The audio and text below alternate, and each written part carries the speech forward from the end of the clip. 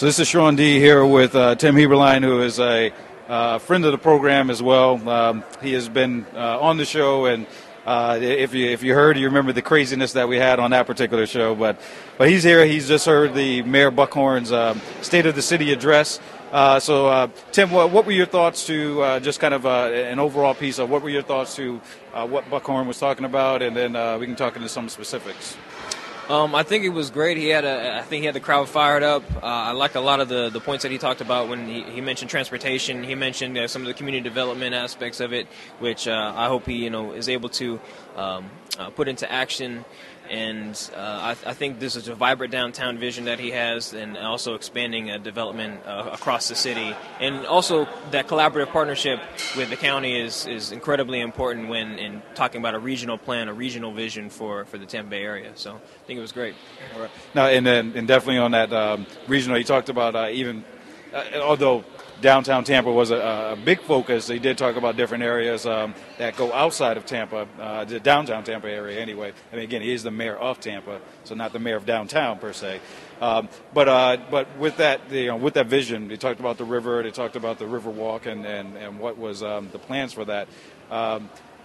You've been in part of discussions of really having not only just leaders come up, but keeping the young infrastructure in place here in Tampa instead of leaving from Tampa.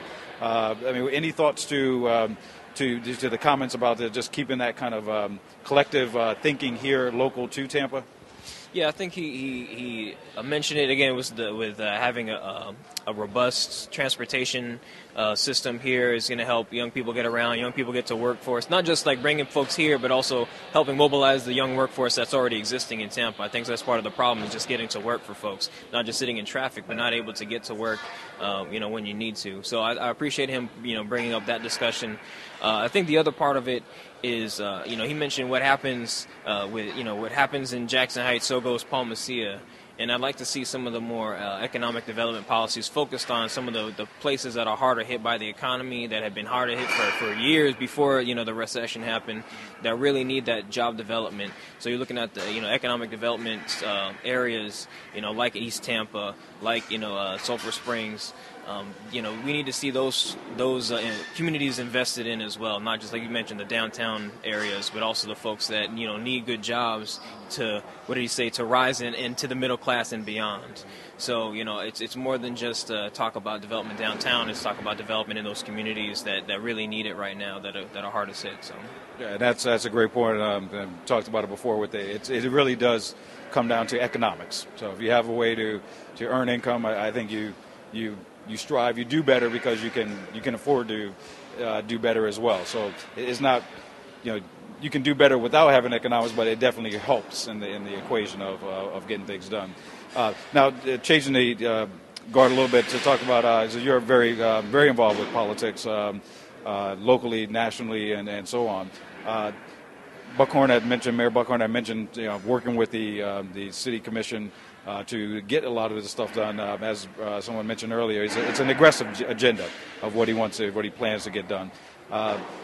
With the politics as they are, and do you see there's kind of any areas where there needs to be improvement in from the political stakes of getting this agenda done? I mean, I think the writing is on the wall for both Republicans, Democrats, Independents, whoever, that if we want to grow as a community, we have to invest in it. That requires some capital, whether that comes from outside investment, whether it comes from internally. Folks are starting to see that this isn't going to happen. Happenstance. Like, we have to have that collective vision, and like you said, we're about action. We can talk and plan all we want, but unless he has the folks that have the political might to put it into action, it doesn't get done. So I applaud the county commission and leaders like Commissioner Sharp and Commissioner Beckner about when they're having a conversation about transit, putting that forward and understanding that leads to economic development, and that they share in that vision of what it means to move the region forward. That being said, I know there's a lot of obstacles at the state level in implementing some of the policies here, but let Tallahassee do what Tallahassee does. I think when you talk about the city council and county commission working together, there's a lot of opportunities which people are already taking advantage of. So, well, and so again, just with the idea of, it's certain things you can't control. Like I said, Tallahassee has what it plans to do and will do. Some of the financial pieces that Mayor Buckhorn talked about, even with the Riverwalk being able to get a grant that's going to help get that done. So some of it is out of our control, so to speak, locally. But it is on the, whether you're Republican or Democrat, coming together and really figuring out how to get things done. So what do you see in this next kind of the next months to a year, 6 months to a year, as far as what do you hope to see, and what do you expect coming out of all of this?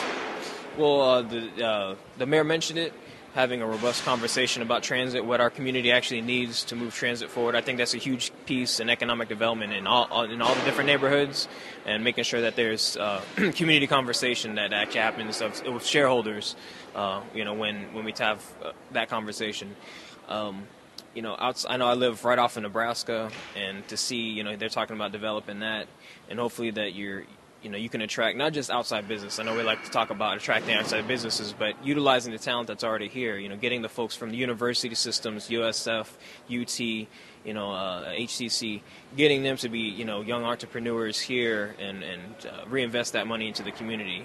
Helping small businesses do that. And I think, Councilwoman Monteleone did a great job with effort she put together a couple months ago to help small businesses, get lending and help start up businesses. So, you're seeing that at the city level, and I hope that, continues to grow and prosper, and hopefully that equates to, more businesses started up here in Tampa, more jobs, more economic development.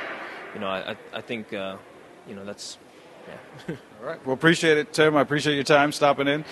You've been listening to Community Conversations with the Trio.